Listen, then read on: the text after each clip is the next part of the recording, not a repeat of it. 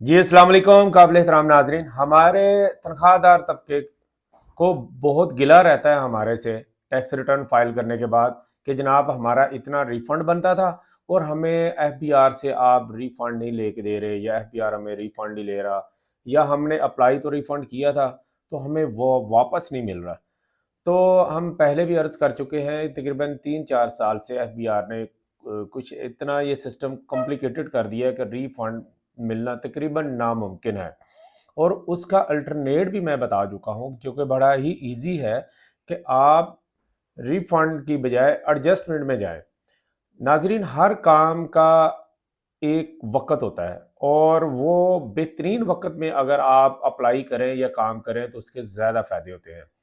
तो ये टाइम है बेहतरीन अगर आपका विद होल्डिंग टैक्स कहीं पे भी डिडक्शन हुई है, वो मैं बताता हूँ कि कौन-कौन सी होती है।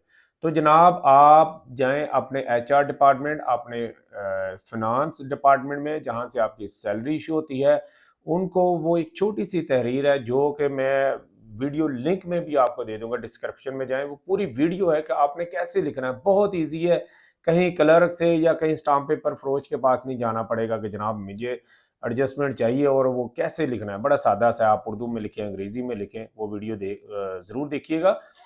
और आप जनाब लाज़मी लिखें अगर आपका विद होल्डिंग टैक्स है। अच्छा, तो ये सिर्फ़ सैलरी पर्सन के लिए है, बिज़नेस के लिए तो बड़ा ईज़ी है कि जनाब उनको बजाय कि साल के आखिर में उन्होंने टैक्स पे करना है, जनाब हम एडजस्ट कर लेते हैं। ठीक हो गया जनाब। अब सैलरी वालों का ये होता है कि उनकी सैलरी से हर महीने टैक्स की कटिंग हो रही होती है और वो रिफंड की बजाय अगर वो अपने डिपार्टमेंट में वो लिख दें और साबित कर दें कि वाकई आपकी कटिंग हुई है, तो जनाब एचआर डिपार्टमेंट या फाइनेंस डिपार्टमेंट क्या करेगा कि आपका जो टैक्स है जो कि विद हेल्ड बनता है सैलरी से, उसको माइनस कर देगा। और ये जो अप्रैल मई जून, ये बेहतरीन है फाइनेंस डिपार्टमेंट के लिए भी कि पूरे साल में उन्होंने भी कैलकुलेट करना है कि आपकी टोटल सैलरी कितनी थी, आपकी टोटल टैक्स डिडक्शन कितनी थी और उसको पूरे साल में एडजस्ट कर देंगे क्योंकि क्लोज ईयर होना है ना 30 जून को। तो उनके लिए भी बहुत ईजी है, लिहाजा ये प्रोसेस कोशिश करें कि जल्द अज जल्द कर लें। अब आते हैं कि जनाब कौन से टैक्स हैं कि जो कि विद हेल्ड हो सकते हैं, एडजस्ट हो सकते हैं। विद हेल्ड तो होते हैं लेकिन उसको हम एडजस्ट कर सकते हैं। अच्छा, यहाँ पे मैं वज़ाहत करता हूँ, अक्सर लोग इम्तियाज़ या मेट्रो मुख्तलिफ शॉपिंग करते हैं, तो उसमें जो टोटल आपकी परचेज़ होती है, नीचे सेल टैक्स लिखा होता है, तो इसको भी समझ रहे होते हैं कि ये जनाब एडजस्ट हो जाता है या ये रिफ़ंड हो जाता है। तो जनाब सेल टैक्स फाइनल टैक्स होता है, ये विद होल्डिंग टैक्स नहीं है, ना ही ये वापस मिलता है।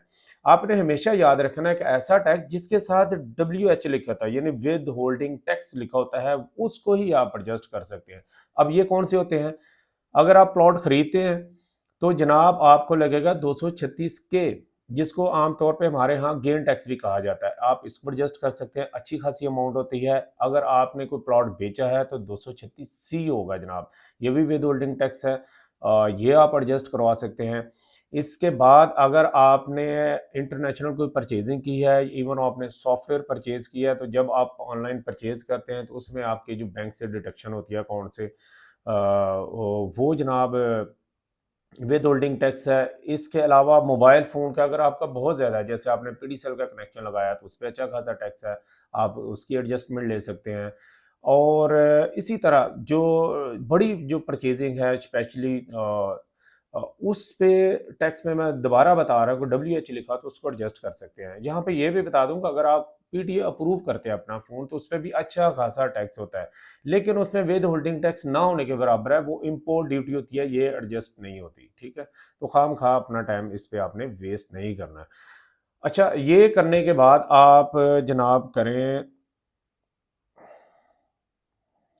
ये आप लिखें अपने डिपार्टमेंट में जैसा मैंने आपको तरीका बताया है और वहाँ पे प्रूव करने के लिए जो चाहिए होता है वो होता है कि सीपीआर आप जनाब लगाएँ। तो सीपीआर आप जब प्रॉपर्टी परचेज़ करते हैं तो आपने जो रजिस्ट्रार है उससे सीपीआर भी डिमांड करें अपने को, जैसे मैं बताता हूँ कोशिश करें कि आप टैक्स को जमा कराया करें। तो डेफ़िनेटली जो बैंक से स्टैंप लगा हुआ पीएसआईडी होगा वो भी एज़ ए जो रेफरेंस है या प्रूफ के ऊपर चल सकता है। इसके अलावा अगर जो बैंक से डिडक्शन होती है, आप अपनी बैंक स्टेटमेंट का वो पेज लगा सकते हैं, हाईलाइट कर सकते हैं, जनाब मेरी ये टैक्स डिडक्शन हुई है। डेफिनेटली पेज के ऊपर आपका नाम, आपका जो अकाउंट नंबर है, वो टाइटल वगैरह सब लिखा होगा। अगर आप किसी प्रोफेशनल के थ्रू अपनी टैक्स रिटर्न फाइल करते हैं तो उससे भी आप हेल्प ले सकते हैं। वो आपका आईआरएस जो अकाउंट है उससे लॉगिन करके आपको सीपीआर या मुख्तलिफ डिडक्शन है वो दे सकता है। तो कोशिश करें कि अगर आपकी वर्दी या इतनी अमाउंट सफिशिएंट अमाउंट है तो फिर आप जनाब लाजमी अप्रोच करें, और आपको एचआर डिपार्टमेंट बगैर किसी बहाने के हिले जिद के जब आपने ये चीज़ें लिखी होगी वो ना सिर्फ आपको सपोर्ट करेगा और आपको अच्छा खासा इंसेंटिव मिलेगा। तो जनाब अगर आपने ये देखना हो कि सीपीआर क्या होता है तो उसकी भी वीडियो मैं डिस्क्रिप्शन में दे दूंगा, वो आप देख लीजिएगा कि जनाब सीपीआर क्या होता है और इसको आपने कैसे क्लेम करना है, अपने डॉक्यूमेंट्स के साथ कैसे लगाना है। अपना बहुत ज़्यादा ख्याल रखिएगा।